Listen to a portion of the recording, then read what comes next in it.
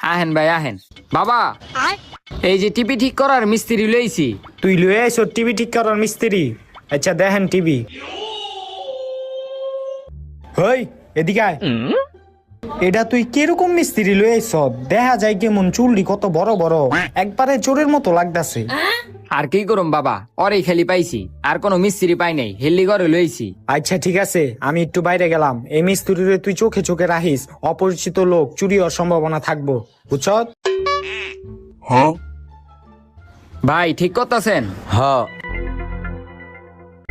ভাই, এক গ্লাস পানি আইনে দিতে পারবেন? একটু খামু। আরে না না ভাই, আমার বাপে কইছে অপরিচিত লোকরে একলা ঘরে ভিতরে ছেড়ে যেতে না, চুরি হওয়ার সম্ভাবনা থাকে। দেখো ভাই, সব মানুষ কিন্তু এক না। আমি দেখতে চোরের মতো হইলো, আমি কিন্তু চোর না, আমি একজন ভালো মানুষ। কিছু মানুষের লেগা সব মানুষের বদনাম হয়। হ ভাই, আপনার দেখা ভালো মানুষই মনে হইতাছে। আমি যাই, আপনার লিগা পানি লইহি।